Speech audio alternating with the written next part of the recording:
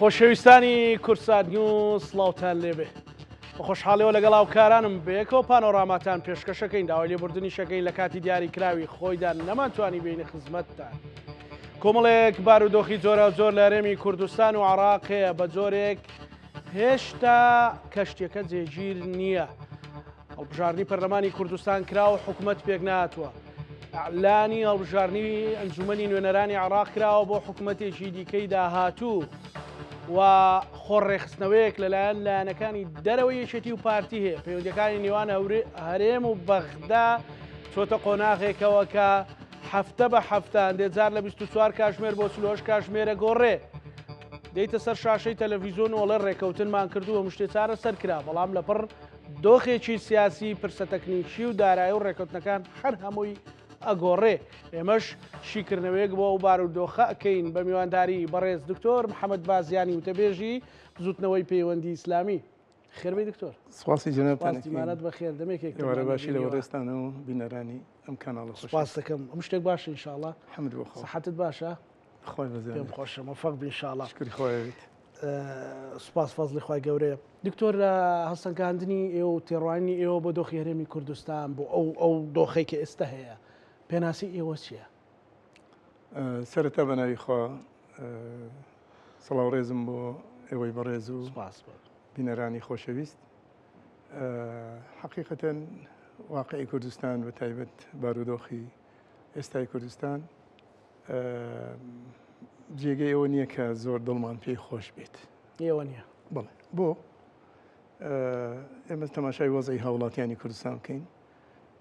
گرفت و معاناتی زۆر هەیە بە تایبەت ئەو دەستی بەدەستەیە کە دەسەڵاتی عێراقی لەگەڵ ئێمەدا دەیکا کە بەڕای من ئەتوانم بیگەڕێنەوە بۆ ئەوە زیاتر ناتەبایی ناوواقعی کوردستان بە تایبەت هێزە سیاسیەکان و بە تایبەتتر دوو هێزی گەورەی کە ئێستا دەسەڵاتی زیاتر بەدەستەوەیە یەکێتی نیشتیمانی کوردستان و پارتی دموکراتی کوردستان ئەمە حاڵەتێکە بێجگەلەوەی کە ئێستا گۆڕانکارێکی وا پێدەچێت گەورە هەبێ لە ڕۆژهەڵاتی ناوین و ئێمەش لە ضمنی ئەو نەخشە و خەریتەین یعنی هەندێک لەو گۆڕانکاریانە ڕوئەکاتە باش و خراپی چمان پێدەگۆڕێ واللهی ئێمە تەواعی باشی و خراپی نسبیە بەڵام ئێمە بە حکومی ئەوەی کە لە ساڵی 92ەوە بەرلەمانێکمان هەبووە و حکوومەتێکمان بووە چاوەڕێ ئەومانە کرد ئەو حاڵەتی کە ئێستا هەیە باشتر بێت چکە من بەیادم دێت لە 60ەکان و 70ەکان کە ئێمە قوتابی بووین حقیقەتەن ئەو وەختانە هیوا ئاواتمانەوە بوو کە ئێمە دەسەڵاتی خودی خۆمان ببین چونکە حرس قەومیمان بینی ئەزێت و ئازاری ئەم میلەتەمان بینی کە تەمەنامانە کە ڕۆژە لە ڕۆژان ئێمە کیانێک هەبێ ئەم کیانە خۆمان سەر بەخۆ بین تا ڕادەیەکی زۆر و بتوانین ئیداری خۆمان بکەین و بتوانین ئەو کەسانی کە با بڵێن شۆڕشخواز بوونە و توانیویانە کە دیفاع لە مافی میلەتی کورد بکەن ئەوانە لە مووقعی حکومداریە بن و بتوانن میلەتەکەمان بەرەوە بەختەوەری سەعادەت بەرن نەکەرەوە هیوا ئاواتی ئەوشمان لە دڵ و دەروون نابوو کە ئەبێ ڕۆژە لە ڕۆژان ئێمەی کورد ئێستا ڕووینەدا خاوین دەسەڵاتی خۆمان بین و بە فعلی خاوەن با بڵێن کیانێ بین کە وەکو میلەتەکانی کە ئەو حەقی کە خوای تەبارەک و تەعالا دایە پێمان کە دەوڵەتی خۆمان هەبێ کیانی خۆمان هەبێ ئاڵایەکمان هەبێ بگەشێتەوە لە UN بەڵام بەداخەوە دەڵێم هەندێک لەو ئاواتانە لەوانەیە هاتوتە دی زۆر شێشتان ماوێتی بەڵێ دۆخەکە بەرەو جێگەی دڵخۆشینەوەکو جەنابەت وتوان ئەوەی کە من تێگەم ئەبەم حاڵەتی ئێستەمان دڵخۆشنین زۆر بەڵام ئەوەندە هەیە کە ئینسان دائیمەن ئەبێ هیوا ئاواتی ئەوە بێ کە بەرەو باشتر ئەڕوا بەڵام ئەوش احتیمادەکە سەرچی احتیمادەکە سەر ئەوەی کە خۆمان عەجەبەن ئەو ئامادەیەمان هەیە بەرەو ئەو خۆشیە بڕۆی و بەتایبەتی ئەوانەی حکومداری ئێمە دەکەن کە ئێستا حکومیان بەدەستەوەیە ئەو ستراتیژیەتیان هەیە چونکە هەموو میلەتان ستراتیژیەتیان هەیە بۆ گەیشتن بە ئاواتەکانیان عەجەبەن ئێمە کۆچین لەسەر لەگەڵ ئەو ستراتیژیی کە ئێمە فعلا خاوەن کیانی خۆمان بین دەوڵەتی خۆمان بین ئاڵاکەمانیش بشێشێتەوە ئێمە لە ساڵی 92 کە فعلی دوای 91 و ئەو هەڵ با بڵێن انتیفاضە گەورەیە ئەو ڕاپەڕینە گەورەیە زۆر نزیک بووینەوەی کە بە فعلی بگەینە کۆمەڵێ ئاواتەکانمان بە تایبەت کاتێک کە وڵاتانی دنیا و UN هاتە سەرخەت لەسەر مەزلومیەتی ئێمە بە تایبەت ئەو هیجرەت و کۆچە ملیۆنەی کە هەموو دنیای هەژاند ئەمە مەسئلەیەک بوو بە حقیقەتەن وەکو پێویست نەمانتوانی ئیسفادە لەکەین فرسەتێک بووەوە فرسەتی دووەممان ئەوە بوو کە کاتێ ڕژەی سەدام با بڵێن نەما ئەو ڕژێمە کە بە ئاگر و ئاسن لێ ئێمەدا بەناو ئەمفالی ئەکردین ئەوەش فرسەتیشکەی باش بۆ ئێمە هات سەر و کۆمار لە ئێمە بوو جەنابی مام جەلال و زۆربەی زۆری وزارەتەکان توانم بڵێم تەسیراتی ئێمەی لەسەر بوو وتەنان حتا ئەوانەی کە معارضی عراقیش بوون ئەوان زۆر شتیان نەبوو حتا شێوازی دەوڵەتداریان نەبوو من بەفکرم دێ وەختی خۆی کە چووم 2003 چوومە بەغا قەناعەتت بێ احترامش هەیە بۆ ئەو ڕوتانەی کە ئێستا وجودیان هەیە هەندێک مەبینی بە نەحلێکی دڕاوەوە منعیشی پیسەوە دیزاسیی پیس لەبەریە خۆی بەوە دانابوو کە على ئەساس ئەمانە ئەتوانن حکم برنە ڕێوە ئەو شتانە ئێستاکە ئەوانە ئەبینی بە حقەتەن شەوتێکی زۆریان بڕیوە لە کۆمەڵی مەسائلە لەگەڵ ئەوەی کە ئەو گەندەڵانی لە با بڵێن بەغدا هەیە ئەو هەموو خێروبێری کە ڕژایە سەر عێراقا وەکو پێویست هاوڵاتیان ئیسفادەیان لێمە لە پێشترن بەڵام ئێمە پێشتر ئێمە معلومە لای وەڕێز لە 92 ئێمە دەسەڵاتمان بۆ حکوممان بوو و تەنانەت تا ڕادەیەک ئەتوانم شێوازی لەسەر بەخۆیمان هەبوو هەموو دنیا عاتف و سۆزی لەگەڵ ئێمە بوو تەوەقعی واکرا ئەم هەنگاوە بەرەو هەنگاوی گەورەتر بێ و ئەو نمونەیە کە ئێمە لێرە دروستەکەین ئەو نمونەیە اقتیدای پێبگرێت لە شوێنەکانی کە بەتایبەت لە بەشەکانی کەی کوردستان بەڵام بەداخەوە دەڵێم ئەوە نەبوو شەڕی ناوخۆ کەوتە تووشمان بوو چی لە بینی زوتنەوەی ئیسلامی و لە بینی یەکێتی نیشتیمانی کوردستان چی لە بینی پارتی دیموکراتی کوردستان و یەکێتی نیشتیمانی کوردستان تەنانەت ئەمریکا هاتە سەر خەت ئیدەن ئەوەش هەر قەزێکەمان هەر گەورە بوو ئەمریکایەک لێەوە بێتە سەر خەتووە کێشەکانمان با بڵین محاولەیەوە کا چارەسەری بکەوە ئێمە خۆمان هێشتا ئەمە شتین دیارە معنای ئێمە شتێکین و ئێستش لەم حاڵەتی ئێستا هەیە کورد لە ناوچەکەدا بەڕاستی قوربانجان لە ڕووی کۆمەڵی استراتیجێتی نێودەوڵەتیەوە و بە تایبەتی مووقعی کوردستان سواء لە کوردستانی خودی خۆمان بێ کە بەشێکی زۆری ئەکەوێتە ناو ئەو مەشروعانی کە هەیە مەشروعی با بڵین گەشەکە ئەو ترێپی ئەمەش دەرفەتی زۆرمان پێدا بەڵام ئەم دەرفەتانە ئەتوانین ئێمە بیخۆزینەوە بە تایبەت حکومدارانی کوردستان و ئەبم شێوەیە ئێمە ئەتوانی ئیسفادە لەو گەشەیە بکەین ڕێگەی گەشە ئەمە هەر مەسەلەیەکە بێ ئێمە زیاد تشک بخینە سەری دکتۆر ئەمە شتێکی استراتیژ و وەکو شتێکی ئانیش ئێستا و ئەو وازع گۆڕانکاریە کە لە دەور و پشتشمان دەخەوەی لە سووریایە و احتیمالە لە عێراق بێ ولا دنیادا دنیای ئەمڕۆدا ینی نەگەیشتۆتە کەناری ئارام لە من قەنەعەتم سوڵەیە نازانی لەکوێ ئەوستی ماوەمانە هێشتا زۆر باش دکتۆر باسی چێتی و پارتیمان کرد کە حکومڕانەکەیان حکومڕانیشی تەندروست نییە و باش نییە لانەکانی دەرەوەی چێتی و پارتی ئێستا دوای ماوەیەکی زۆر ئێستا هەوڵێکی یەک بگرن یان هاوپەیمانێتێک دروستکەن ئەو هاوپەیمانێتێ دروستە بێ وەڵی خۆ هیچ شتێک محال نییە دروستە ئەگەر بەفعلی ئەوە حیزبانە بەرژەوەندیکی گشتی بخەنە بەرچاوی خۆیان بۆ دروست نابێت بۆ خۆ زووتر هاوپەیمانی دروست بوو لە بینی پارتی یەکێتی و تەنانەت ئێمە ئیسلامیەکان و لە هەمان وەختشا حیزبەکانی کە پارتی یەکێتی کۆمەڵ یەکگرتو ئێمە ئەوە بووە وجودی بووەوە بەشداریشمان کردووە مەثەرن لە وزاراتە و لە حکومە مەثەن من وەکو وەزیر یەکەمین وەزیری لایەنە ئیسلامیەکان بووم کە وزارەتی کشت و کاڵ بوو و لێرە کۆمەڵی وەزیرمان بوو حتا وەختە بەداخەوە لێم دوو ئیدارەش بوو دوو حکوومەتش بوو لێرەش عینەن بوومان مامۆستا محەممەد وەزیری ئەوقا بوو مامۆستا عەبدوڕەحمان نەورەسی وەزیری بۆ ینی چ مەجالێکی تیا مەجالی تیا ئێمە باوش بە یەکا بکەین من تۆزێ تەنازول کەم لە هەندێمە خۆم بەڵام من نظرشم وایە حتا ئەگەر ئۆپۆزیسیۆن و معارضە ببێ معارضە ئیشی چییە معارضە ئیشەوەی تەشخیصی نەخۆشەکان کە با بڵێن ئەوەی کە دەسەڵات وەکو پێویست نەیتوانیوە دەسەڵاتیش بە شێوازێکی کە باوش بکە بەو شتانەیە تەنە من نمونەیەکە ئێنمە لێرە دایمەن ئینسان سوود لە تەجارب و ئەزمونەکانی دەوروپشی ببینێ مثلا بۆ نمونە جەهەپە وەکو معارضەیەک لە تورکیا تشخیصی هەموو نەخۆشیەکانێک ئەمەوە 1 2 3 4 5 6 7 ئەمە حزبی دادوگەشە ئەڕواوانی کە ئەوان ئیشارەتی پێکەن معارضە ئیشارەتی پێکە ئەو ئەڕوا ئیکابێ مش مەشروعی خۆی یعنی ئەگەر ئێمە بەم نەدرێت تەماشای معارضەکەین نەک تەماشای معارضە و دەسەڵات بکەین و حکومت بکەین کە ئەنەما دژایەتی لەگەڵ یەکتریایە ئەو دژایەتی بە نەزەر ئێمە ئیسفادە ناکەین ناحەزانی ئەم ئەزمونەی میلەتی کورد ئیسفادەی لێکە ئەگەر نیەتی شوا بێ لەم با بڵین معارضەی کە ئێستا هەیە یەکەمیان بەرژەوەندی هاونیشتمانیات و ئەم وڵاتەوە ئەو هەموو مەترسیانی لەسەر ئێمە هەیە یەک بگرن بۆ ئەو مۆزوعە و بە فیعلیش با بڵین ئێستا کە دوو حیزبی سەرەکی با بڵین حکومە بنە ڕێوە و ئەوان ژۆ بگرن لە یەکتری یعنی وەکو دوژمنایەتی تەماشا یەکتر نەکەن من نەزەرم وایە ئەوە ئیسفادەی گەورەی ئەبێ بۆ واقعی کوردستانی ئێمەش وەکو دنیای ئەخرەوە هەیە بەتاخۆ دەڵێم نییە ئۆپۆزیسیۆن لێرە وای کردووە کە بێت دەردەکان دەستنیشانکە و دەسەڵات یا حکوومەت بڕوا بەدوایە پسی و چارە سەریکە خۆی ئەوەی کە من تێگەم ئەگەر ئەو مەشروعە بەڕاستی مەشروعەکە مەشروعێکی بەدڵ با بڵێن ئینتیقامی نەبێن مەشروعەکە مەشروعی ئەوە بێ خەلەلەکان تەشخیص بکرێ و بە هەمومانەوە بتوانین ئەو خەلەلانە چارەسەری بۆ بدۆزینەوە بە تایبەت ئەوەی کە ئێمە مەشروعمان هەیە مەشروعەکە بەڕاستی هاوڵاتی ئیسفادەی لێ بکە با بڵین و ئەم ئەزمونەی خودی خۆشمان لە خەتەرانە بێت مەترسیان نەبێت بۆ ناکرێت ئێستا ئەوەی ئەمڕۆ کۆبنەوە بوو لێک نزیکی هەبوو بەڵێ لێک نزیک بوونەوەیەک هەیە بەڵام هێشتان ماوێتی بەڵێ هێشتان ماوێتی بنەماکەی چییە؟ خۆی بنەماکەی ئەوەیە کە زۆر مەسائلی بنەمایی تقریبا تەوافق کراوە لەسەری بەڵام ئەوێ هێشتان زیاتر بکڵێ و هەندێک مەسائل هەیە بەطبیعەت هەر حیزبێک لەو حیزبانەوەیان هەر ئەو کەسایەتێک لەو کەسایەتیانە هەڵبەتە مەشروعیان مەشروعانە هەمووی لە یەکتریەداوە بێ مەشروعێک بە فعلی لە خزمەتی جەماوەر هەمووی ئەوەی کە ئێمە بینیمانە هەمووی پرۆشی خەڵکە پرۆشی جەماوەرە قسەیەکەیە کە باسەکرێ ئەڵەیە کە مخابەراتی تورکیا لە پشتی ئەو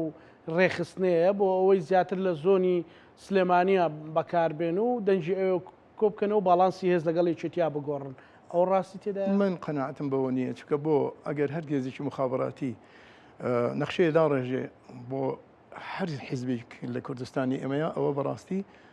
شکستێکی تەواو ئەهێنێ بەعکسەوە ئێمە دەستی مخابەراتی لەو مەسەلایەنانە بێ ئەوە موسیبەتێکی گەورەیە بەڵام ئەوەی کە من تێگەم نەخێر بۆ نمونەوە ئێمە لە هەولێرەوە هاتوێنە یەکگرتووی ئیسلامی کۆمەڵی ئیسلامی لە هەولێرە مەقڕی سەرکیمان ئێمە لەوەیە کۆمەڵیش لەوەیە و یەکگرتوش لەوێ ئەمیرەکەیان لەوێ مامۆستا سەلاحەدین لەوێ ئێمە لەوێ بەعکسەوە من ئەوە تێ ناگەم یعنی ئەوەی کە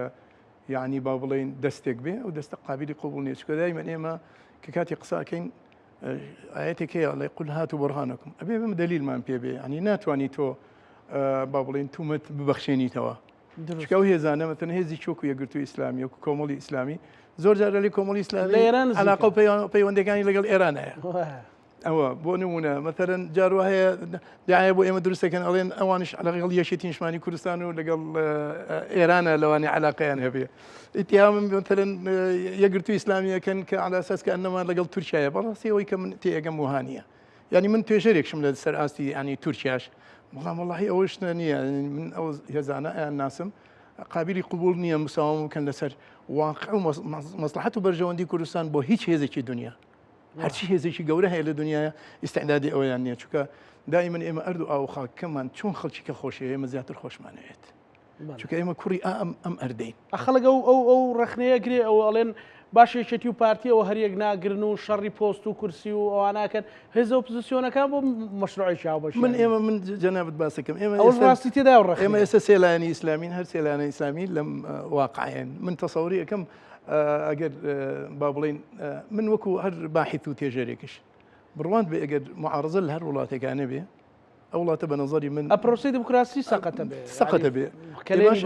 باشە ئێستا ئێمە کە تەشخیصی نەخۆشیەکان بکەین بڵین ئەگەر وا بکری ئەوە باشترە ئەوە خراپە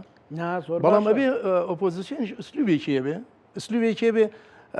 ضربی سفری مقابل نەکا ینی دەسەڵات کۆمەڵی ئیشی زۆری کردو یعنی کوردستان ئێستا ئەمڕۆ ببینین لەگەڵ 92 ئاسمان و ڕێسمان فەرقێ منە وەختە وەزیر بووم میزانێکمان 25 هێن بوو 25,000 بوو ئێستا میزانی هەموو وزارەتەکان نەزانین چیە هەموو مەشاریعانەی کە هەیە بەڵام طموحی خەڵک زیاترە گەورەترین طموحی خەڵکیش ئەوەیە کە معاشێک بەعیزەتەوە بیبێ و پێشەوە هیلاچێکی دەرچی حەقەکەی بدا ئەمە حتا ناحیەی با بڵین شریعەتە سەماویەکانی هەروە وتەن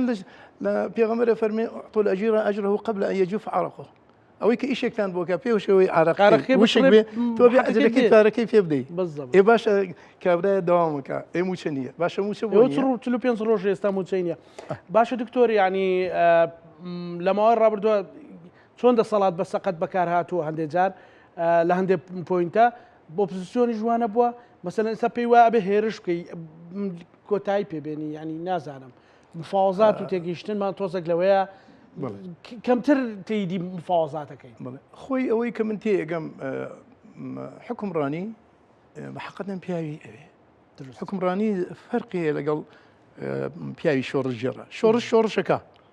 دوای شۆڕشەکە خەڵک شتی ئەوێ شۆڕش بۆ چێکری بۆ ئەوە کرێت کە بە فعلی زوڵمێک لێکراوە ئەو زڵمانە لابەی مافێکت خوراوە مافەکان پێ بدرێتەوە ئەیکێ ئەماکە ئەوانی کە دەسەڵات ئەبن بەڕێەوە بۆیە دائیمەن دەسەڵات معرضە بە ئەوەی با بڵێن گلەی لێ بکرێ ئەوە وەکو حقیقەتێکشە دەسەڵاتیش دەبێت لە خەمی خەڵکا بێ زیاتر لەوەی خەمی حیزبکا بێ مثلەن دوو حیزب ئێستا کە حکومیان گرتووە دەستەوە ئەبێ زیاتر هاوڵاتی تەماشا بکە بڵێ بەڕاستی ئەم دەسەڵاتە بە فعلی دەسەڵاتی منە چونکە نابێ بۆشایە لە بینی دەسەڵات و جەماوەرە بێ خەڵکا بێ کە بۆشایەکە بوو خەتەرە ئەو بۆشایە ئێستا ئێمە بە ئاشکرا دەیبینین و ئەبێ معارضەش بە حقەتەن ئەو مەشروعانەی کە هەیەتی فعلا خزمەت بە هاوڵاتیان بکە و ئەبێ دەسەڵاتی گوێی بۆ ڕابگرێ ئەوەی کە گوێی لە ڕاگرێ گوێی لە ڕاگری گوێی لە ڕانەگەر مەجال بنا بە معارضەش بە تەنفیسێ بکە بڵێ کاکە ئەمە دانیشن لەگەڵ یەکتریا 1 2 3 4 5 بەڵام عەجەبەن ئێمە وامان کردووە بەنەزەر نەکراوە وەکو پێویست نەکراوە باش بابێ لەسەر یەکگرتنی یان یەک ریزی و یەکبەرەی هێزی ئیسلامیەکان یەکگرتووی ئیسلامی بزوتنەوەی ئیسلامی پەیوەندی ئیسلامی کۆمەڵی دادگەری بۆ مەشروعێکی ئیسلامی نیە لارێمی کوردستان ئەمانە دەست پێشخەرێکە ئەتوانم بڵێم ئیسلامیەکان بوونە و غەیری ئیسلامیەکانیش ئەویان کردە لە بژارنی پێشوە یەکێتی لە هەندێک شوێنە اتفاقیەکی ڕانەگەندراوی لەگەڵ یەکگرتوو هەبوو لەگەڵ کۆمەڵی هەبوو بەڵام ئەوان بێکەوە نەیان بوو بۆ ئەویش دەتوانم بڵێم زیاتر دەوری ئەو دوو حیزبە سەرێکی هەیە شتێکیان لێوی وەرگرا دایمەن فەرق تەسوودێکن ئەوە دکتۆر بەردامەیەکمان کرد لەگەڵ کاگاری هەرسین هەر پرسیارێکم لێ کردوتی وڵا پەیوەندی بە یەکێتی و پارتیەوەیە وتم بۆ موچەناوتی پەیوەندی بە یەکێتی و پارتیەوە وتم ئەبوو لە سەرەتای بەرنامەکەەوە بڵێ برادەران ئەوەی پەیوەندی بە یەکێتی و ئەوەی هەیە و نیە پەیوەندی بە یەکێتی و پارتیەوەی ئەوەی خەریکردوای من ینی ئەوە حەزانی چۆن دایمەن من عەرزی بەڕێز دەکەم ئێستا من لە ماڵام لە ماڵی خۆمم زیاتر لە خێزانێکمەیە وایە ئەم خێزانانە تەماشای من ئەکەن خوا سەلامەتان کات ئەگەر من ئیدارەی ئەم دوو خێزانە بە جوانی بکەم بە طبیعەتی حاڵ ئەگەر گلەیەکشیان هەبێ ئەتوانم تەوزیحیان پێ بدەم بڵێم ئەو گلەیەتان هەیە کاکە ئەوەی کە بۆ تۆم کردو بە وشم کرد ڕاست بەڵام تۆ گلەیەکە هەمووی ئەخەیتە سەر من و منیش گلەیەکە هەموو یەخەمە سەر تۆ غێرە بێ دامنیش لەگەڵ یەکتری بزانین لەکوێیە خەلەلەکە لەکوێ بە ئێمە چارەسەریکەین بەلێ تەژبیه ئەمە تۆ گەورەکەرەوە لە عایلەیەکە ئێمە هەمومان ئێستا عایلەیەکین لە کوردستانە خوا نەخواستە هەر وەزعێک ببێ فەرقی من و تۆ ناکە ئێستا کە مەعاش نییە بۆ ئیسلامیەک بۆ عەلمانێک و بۆ هەموویەتی جا بۆیە بێ مەشروعێکمان پێ بێ مەشروعێک تێبگەین لە یەک مشکلەوەی ئێمە تا ئەم ساتە وەختە وەختی تێنەگەیشتونە عەرزم کردی چۆن لە بیدایی بەرنامەکەی بەڕێستا ئێستا ئۆپۆزیسیۆن لەوانەیە وەکو ناحەز تەماشای بڵین پارتی وێچێتی ئەوێ پارتی نەمێنێ بێشێتی نەمێنێ وایە ئۆپۆزیسیۆنیش بە بڵێن دەسەڵاتیش عینەن لەوانەیە بڵێ هەرچی شتێکە جوولێنەوە یان مخابڕات ئەیان جوولێنێتەوە یانەوە تا ئەوەیە کە من نەمێنم نا یعنی تۆ ئەبێ مقاوماتی ئەو بەقایەت هەبێ بۆ چۆن نەکرێ تۆ هاوڵاتی ڕازی بکە بطبيعة هاوڵاتی ئەو ڕختە کە لەگەڵ معارضەشا قسەکە ئەگەر شتێکی تەواو نەبووڵێ کاکە وەڵاهی ئەم هەموو ئیشانەمان بۆ کراوە خەلەلەکە بۆیە کە ئەگەڕێتەوە بۆ چونکە دەسەڵات ئیمکانێتی مادی بەدەستە تێنێت ئێلامی بەدەستە وانەیە قوربانجان عەلاقاتێکی نێو دەوڵی لەدەستە کۆمەڵێ خێر و بێری گەورەی ئەم وڵاتە هەیە دوایی هاوڵاتیش هەندێک مەسائلە بینێ فروقاتە بینێ لێرە باشە بۆچی معارضە دروست ئەبێ مثلا ئێستا بۆ لە شوێنێکی وەکو ئێرانە یان لە تورکیایە بۆ معارضە دروست ئەبێ یەکی لەوانەیە کە حڕیات ئەبێ نەبەسرێتەوە مثلا سەحافەیە تا ڕادەیەک حڕ بێ بەڵام ئەبێ ضوابطێک شێ هەبێ نەک با بڵێن تر مطلق حڕیەتەکەی تا ئەوەندەیە کە ئەگات لە حڕیەتی تۆدا لە شخصێتی تۆدا بڵێن تۆ لە حڕیەتەکەت ئەوەندەیە تا لە شخصێتی من نەدەی بەڵام لەم بێنەیە ماتوانین ئیشکەین لەگەڵ یەکترە و من تەسەورم وایە واقعی کوردستانی ئێمە خەڵکی زۆر زیرێکی تێدایە یعنی حتا وڵاتی ئێمە خەڵکی وای تێدایە ئەتوانێت تحلیلی ئەم دنیاە بکات چی بۆ چۆ ڕا بۆ چۆ ناڕەوە بەڵام بەداخەوە دەڵێم کا ئێمە جۆ ئەگرین لەو خەڵکە خاوەن مەراکز استراتیجیە گەورانە خەڵکی بە پارە ئەیان کرێ ئێمە بەلاشی دەین پرسیارمان لێ ناکەن خەڵکیە لە دەرەوە لەوانەیە پرسیار لە ئێمەمانانەکە ئەرێ واقعەکە بۆ چۆ ئەچێت تاکو ئێمە چۆن چۆنی علاقاتەکانمان دروستکەین و دروست نەکەین بەڵام ئێمە خۆمان پرسیارمان لێ من وەکو سنتەرێکی دەراساتیم تا ئەم ساتە وەختە یەک جار یەکێک لە مەسئولینی گەورە دیراسەتێکی لە من وەرگرتووە ئەوش لەسەر ئەوە بوو ساڵی با بڵێن ساڵی 2004 من بەحثێکم نووسی تا کەرکووکمان لە دەست نەچوو وەک سنتەریودا بەڵێ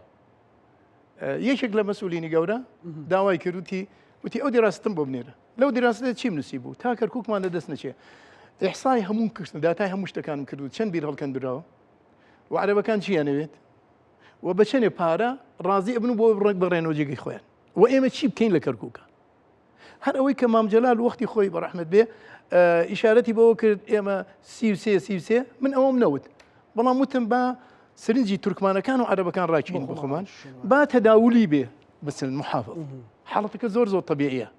با تەداولی بێ مەتەلەن بۆ ئەوەی کە ئێمە سرنجی ئەوان ڕاکێشین نەک عەرەبەکان سرنجی تورکمانەکان ڕاکێن تورکمانەکان سرنجی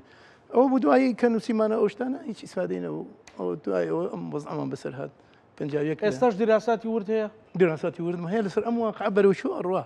ئێستا واقعمان بەرەو چۆ ئەڕوا ئێمە ئەگەر بزانین ئێستا قەنەعەتت ببێ ئێستا بەرەو چۆ بە دووری نازانم لە ساڵی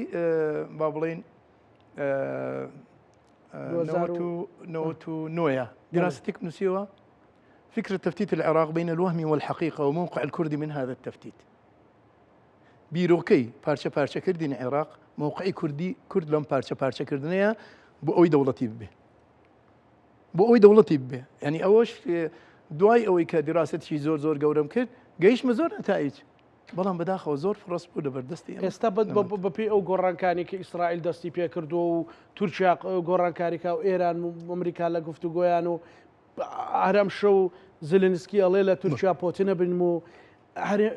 دۆخی کورد و عراق بەرەو چوو ئەسێت دکتۆر بەپێی دراساتانایکە کردوتانە والله ئەوەی من عەرزم کردی ئەو پارچەکردنی عێراقەکە بە حەقەتەن لە استراتیجیەتێک ناوچەکە هەیە بەڵێ بایدن یەکێک بوو لەوانە خاوەنی ئەو بوو کە دەیوت کۆنفدرالیت بۆ عێراق باشە و حتا بۆشی کوڕ ئیشارەتی بۆ کرد ئەگەر لە عێراقە نەجاحەت نێنین تەنها چارەسەرێک ئەوەیە پارچەکردی و وەزیری خارجی زووی ئەمریکاش عینەن ئیشارەتی بەوە کردووە ئەگەر نەتوانین ئەبێ سێ پارچە بێ عێراق نەک هەر ئەوێ شوێنەکانی کەش حتا سووریا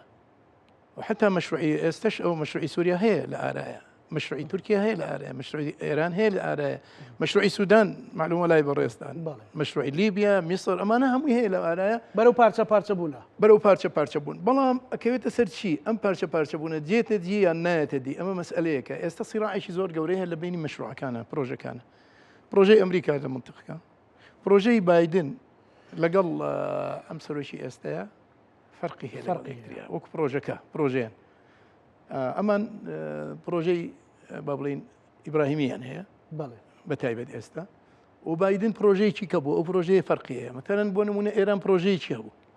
او بروجي ابراهيميا سرقري ليره من قناعه مني سربقري لبروي اوي مسألة غزه لضمني او يابو غزه ومواقع سوريا كمل معادله كان تيك داوا ئەوەی کە من تێگەم هەرێمی کوردستان دەستی بۆ بردووە قسەیەکەیە هەرێمی کوردستان بە خەتێکا چۆتە قەناعەتم نییە لەو مەشروعی ئیبراهیمی نەجاحەت وەرگێ لەم قۆناغ و مەرحەلەیە ئەوە وەکو واقعی من واسی ئێستاکەم بەڵام وەکو استراتیج شتێکی کەەوە توانین لە بەرنامەیەکی تایبەتە بەڵام ئێمە سوودمان لە گۆڕانکاریەکان نەبینەوە مشکلە ئەوەیە یعنی سەدام کەوت سوودمان نەبینی لێ مثلا بۆ نمونە کەسایەتیشی وەکو مام جەلال کەسایەک تێک بوو کە هەموو ئیتیفاقیان کرد بێت سەر کۆماری عێراق ئەمە مەسئلەیەکی زۆر گەورە بوو بۆ ئێمە بەڵام نەمانتوانی مشکلە ئەوەیە هەموو ناوچە دابڕاوەکان کە ئەڵێن ناوچە دابڕانەکان تەنها ئەوەندە ئەو قانونەی کە عێراق داینابوو ئەتوانرا لە مەرحەلەیەکەمان چکە شیعە زۆر پێویستی بە ئێمە بوو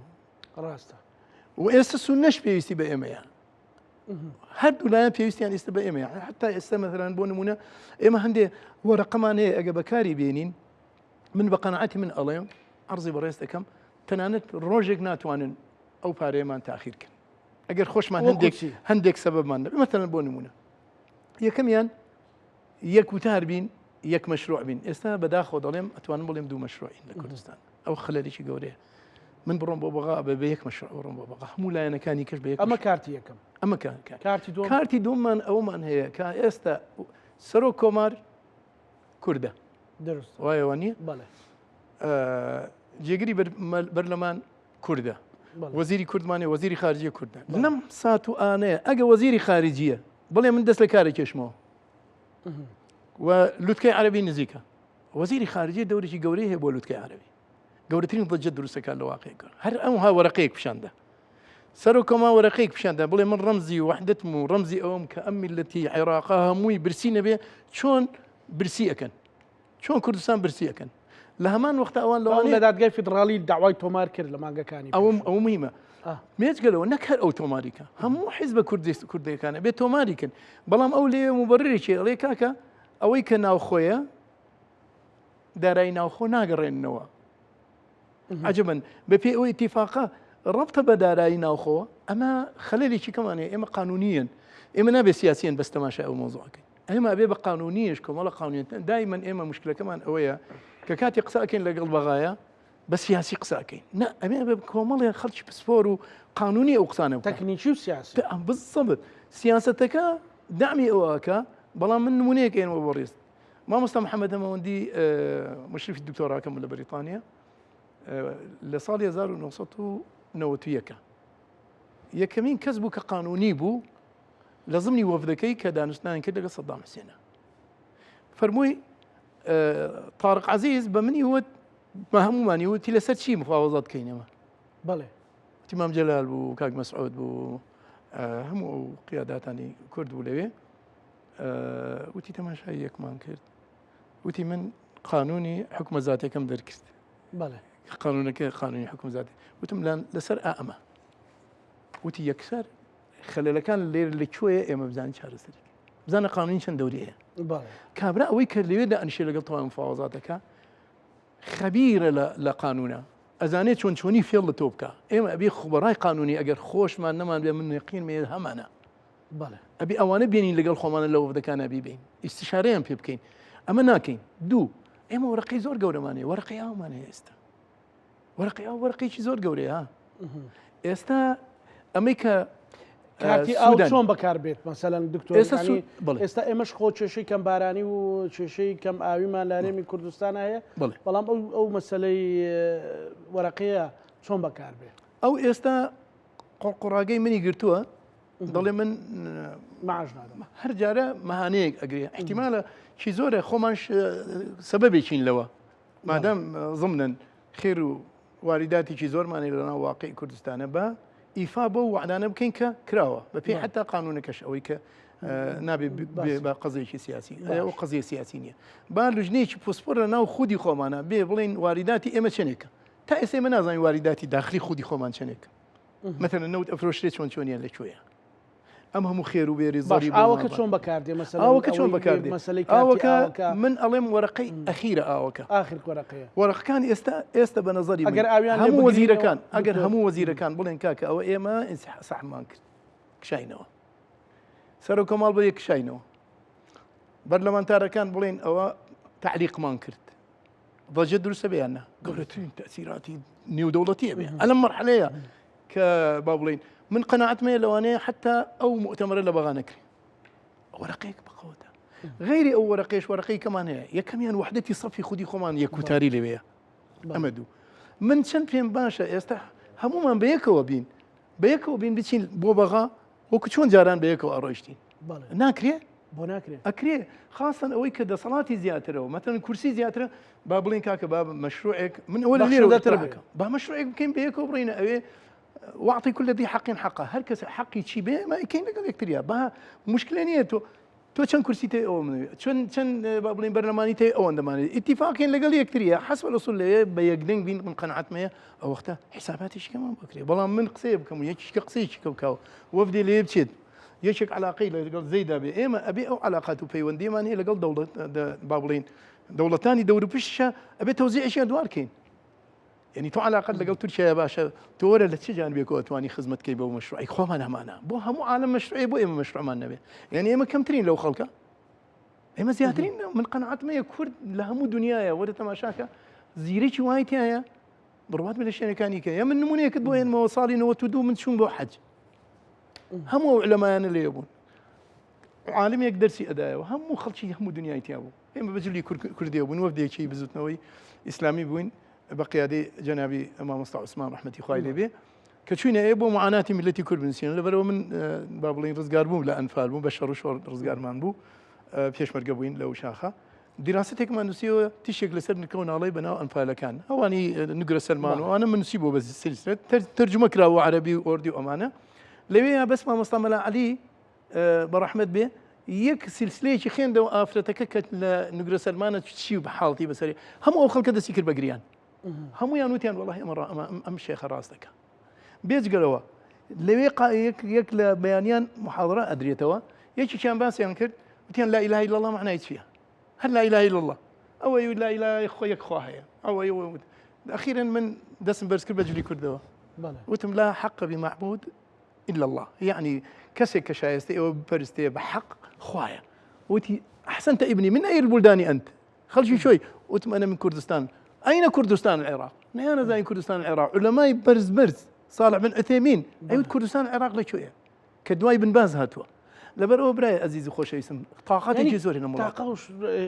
حركه ما زور يا يكويا قرتو بالضبط ولا برشارك باسي يمكن كبروها وبيمانتي بو كوبني بوها وبيمانتي استهجار هات بمني وتوتي كاك علي كونغريس الروجنامواني كردو والله من لو كوبنيك شاموا لبرو اللي قال هي زيك ناس ما هاو بيمانتي وكا دستي خلشي بري ما بستينا وين كاش راس اما سيري كمثلا اما تدرستك خوي رجل جنابت اقادار بيان طبعا ليله برنامج ابوين اقام له كونغري كنبوا من اقام لي نبوا بلام اويك هي من طبعا ريزم هي بو هربرايك ك اوبوزيشن يعني تاع صلاته بابلين هذه كراي خوي هي طبعا توك دي حوارك احتمالك الحوار شاي من نقينا النتيجه بس مفروض وايا بابلين ما دام يان لنا حوارك نابم يعني بيش وقت كازانم لنا حوارك جهتي كي ناقون جمله قليا حالتك الطبيعيه بلام نظري من نقاته او كبروي كونغري بابلين كونغري بكيتوش بكيوانا مثلا اما يسالنا او هاو بيمانيه بابلين وجود مان هي يعني سبيه قري اما بيك نقيشتين مفروض نيه اما ما بين الجسم ومال خوما اتيام هل خوي دا بزي بحريتي خوي بس مشكله ما نابي او بيمانيه كناكي ام مسليكا بلا مو كوي تشير بك كنا خوش بو تشير او من والله ما تقريبا من ما يسكلنا استوديوم من اقاداري او نيم او بو بيان بلا من واتصل اتكيتي حتى معارضه ايش قال لي كريا اما بيشتك بيلينوا شوكا عرب الله ابي هل هيش نبي اخوان خاصه دوجمني شدبو ابي شعري مع يك بيلينوا يعني تو كسرك بيلي تو او يسبيدو سويك ما بيني ودانش نقول لك كريا بتواني قصو كين نقول لك بكو شعرك لما جي هبا اتفاق واني قربان جان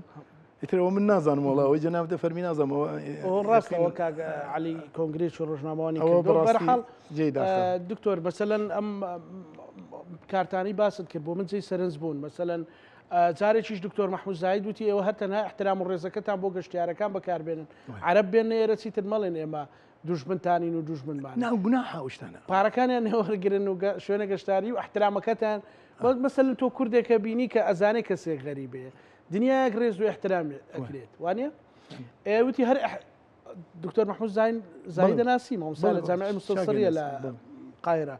وتي كاكا هر استثمار لاحترام الرزقتان حقت وايا كارتي جوان هي مسألة ديني باجي دينيا كمان مسألة احترام الرزق كمان مسألة مظلومية كمان مسألة همو انا مان انزا بروين بو كارت السياسي كان مثلا حتى بالرزق باسي اوت كده سووا دربندي خان ودكان مان هي بالضبط ايما هوار مان يستوى بذنوبه خوارينا وراس العراق تشان لها اصلا قولتين مشكله اويه است مثلا لم سرداني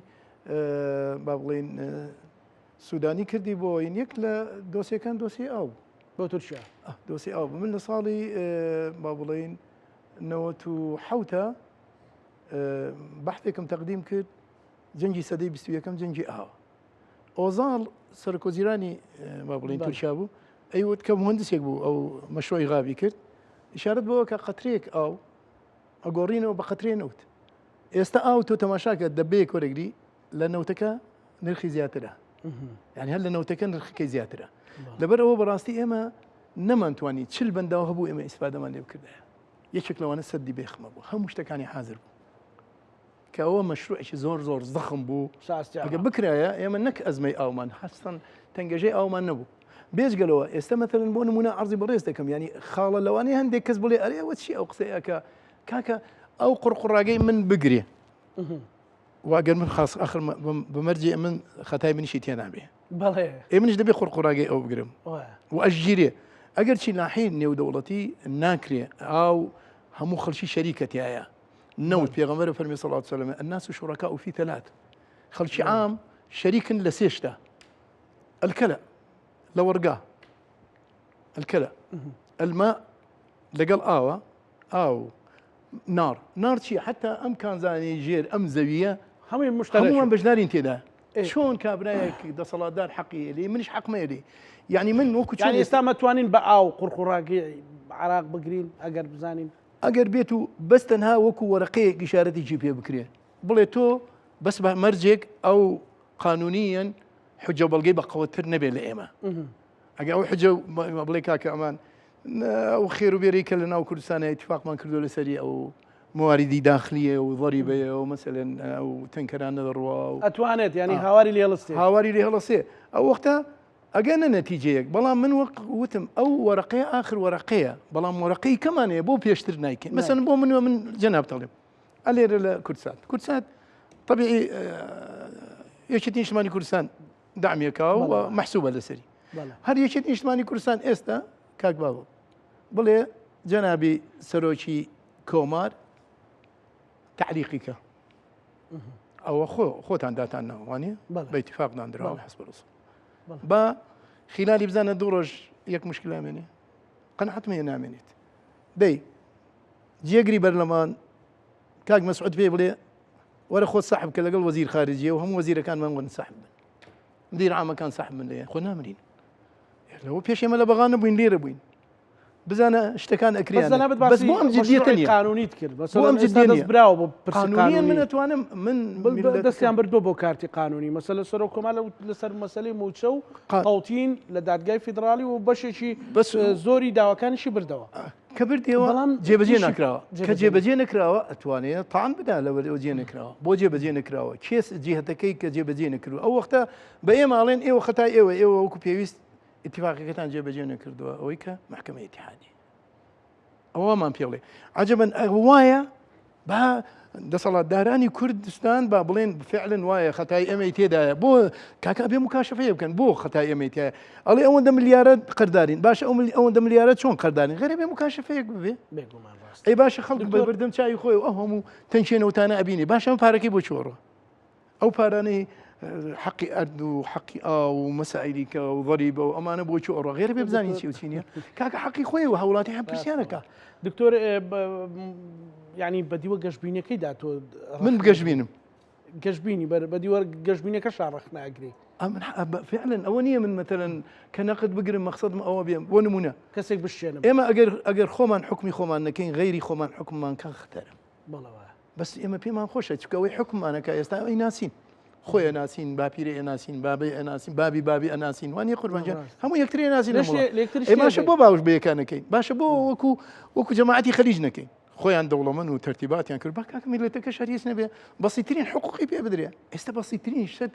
كومل بارل لا حكمه با شبو نادريتو حقي خومه من بيرسياريكم هر من لواني تقريبا زيكي يعني وكو وزير قومه تقاعدي وزير قومه لواني بيسي دفتر الله حكمته ايوا كاكا حقي شي خومه كاكا وزير الاولاد اشكابي بوزير بس تنها تعليقي شان دابن الله يعني لكوبنون هم وزير برلمانتاري خانه نشي بس وزارتك كان انا وي كوبنوي امره بملايين دولارات بس يا داشتكان يعني خلق وري اجري بله نوسركان وري اجرين تابلاوي كانوا تاولات كان بي سي بي تاولات كان اسرائيلي بكا خبره او خلقانا ورقري الاولاد يموانيه من باب يدبلم لوتي وزاره من لا نوتو ششو وزير وما تاكو استا يك وزير بمني تو اري حظا كم استشارات بكم تشي بكم تشينكم خاتو بيقرت كوزيري اكيد اجتماعي كردستان هات بروجي للروجان ناردي بدوما وتي من ديم حزكا او تشريف اي بابين كومل شت هي لو اختي خويا كردو حزكا من اسباني لبك خوزقايا وزير كان من اوهام كذا هل كسي كابي وزير واتصورك اتر تواو دنيا اتر شامي شريفه نا تو تشي كرد لو مرحله با دور تسليم كاين لقال يكتريا رئيس وزراء كان ابي دور تسليم كان لقال يكتريا باشا هر منطقه شنو بابرا ئەیتر خۆ ئەم دنیاە و ئەم وڵاتە کەسی تێدانە ئیتر هەر دوان و سیان و چوار و پێنج شەش ئەی باشە ئەو خەڵکانە دەبا مەجالێ بدەین بۆ خەڵکانەی کەشکاکە دەی خەڵکی باش دکتۆر بەلای تورکیانە ڕۆیشتم ئەزای بۆ بەرنامەیە قەرزارەبی بۆ لەسەر سپاس دەکەم سپاسی و گەشتبینێتەکەم پێم خۆشە ئینشاءڵڵا یەکگرتوویەکی باش دروستە بێ ئێستا وەکو بزوتنەوەی پەیوەندی ئیسلامی لەگەڵ بستنەوەی ئیسلامیە پەیوەندیتان هیچ کێشەیەکمان نییە و ئەگەر ئێمە واز بێنین حتا ئەگەری واز ئێمە کێشەمان نییە بەفەزڵ خوای تەبارەکە تەعالا نزیک نابنەوە ئینشاءڵڵا چونکە من ئێستا کاک حاجی عرفان من وەکو برازایش خۆم تەماشایەکە من ڕەفیقی بابی بوومە و ڕەفیقی مامی بوومە یعنی ئاوا خۆت پیرەکەی تەبیعیە نا من خۆ گەورەم مناڵ نیم تەمەن درێژ بی بەڵام لەگەڵ مامۆستا ئێستا دوو حزبی جیان مەجالی تایە سڵحی بکەین ئینشاءڵڵا والله نەکەر سڵح ئێمە هەر براین لەگەڵ یەکتریە ئینشاءڵڵا ئەوە مۆزوعێکە اختلافاتێکەیە وتەنانەت حتا ئەتوانم بڵێم یعنی مەشروعێکش بووە لە مابینی هەمومانە ئەو مۆزوعانە کە ئێمە براین لەگەڵ یەکتریە ئێوە ئێستا لە یەکێتی نزیکترن یان لە پارتی وەکو گفتوگۆ ئێمە حەقیقەتەن زیاتر لە هەردوو طرف نزیکین ئێمە چکە ئێمە حەزمان بەڵام بەلایەکە هەرەکەوێ ئێمە حەزمان پێ نییە ینی با بڵین تەوازنەکە تێکچێ ئێمە حەزمان پێیە دۆستایەتی لەگەڵ هەمووانە بکەین دروست و بە تایبەتی ئەم دوو حیزبە بتێنێتێ تاریخێکمان هەیە لەگەڵ هەردووشیە من شخصی مام جەلال کە کاتێ مەسئولی مەڵبوند من دوای ئەو وەزعە ناخۆشەی کە لە مابێنمانە بوو وەکو زیتنەوەی ئیسلامی مام جەلال مەفتوحی کردبوو ڕقمی تەلیفۆنی مباشری خۆی دا و بێم هەر ئیشکالێ لە هەول سلێمانیە ڕوویدا یەکسەر مباشر تەلیفۆن لەگەڵ من بکەین ئەو مۆزوع پێ ناو چارەسەر بالضبط ولا هەمان وەختیشا ئەو وەختە ئێمە مثلا تەسەوریمانە کرد ضەریب و ماضەریب و ئەمانە لای ئێمە یعنی قەدەغە بوو حتا من پێم وتم ئێمەمانەوێ دوو سیارەمان بۆ ئینکرێ حەزەکە ئێمە تیجارەت بکەین ڕزقەیەنین لە ئیبراهیم خەلیلەوە دوو با بڵین ضەریبێ لێسەنن دوو باج لێسەنن باجی ئەوەی لێمەسەنن فعلا باجی لە ئێمە لێسەن ئێمە بەوە ژیاین و تەنانەت دواییش ینی شتێکی زۆر باش بوو و هیچ شتێک کەش ڕووی نەداوە فەزڵ خوای تەبارەکە و تەعالا لەبەرەوە سیرکەین سیجامیش دروستە بێت دکتۆر حەزم کرد بەرنامەکە ئەوەی کە مەتەرەن شتێ بدا بەم و شتێک بدا بەوەکە و ئیتر چێشە دەنوک لەگەڵ یەکتریان ئەوە نابێ ئینشاءڵڵا ئەوە نابێت قبول نییە زۆر سپاس بۆ بەڕێز دکتۆر محەممەد بازیانی توێژی بزوتنەوەی پەیوەندی ئیسلامی سپاس بۆ دەرفەتە ئینشاءڵڵا بەرنامەی شتێر و تەسەلیش لەسەر ئاو تورکیاشەکەی زۆر سپاس دکتۆر بینەرانی خۆشەویست لەگەڵ هاوکارانم بەیەکەوە پانۆڕامای ئەم شەومان پێشکەشکردن ئەم وڵاتانە ئەمانەتی خوای گەورە بن هەر بەمێنە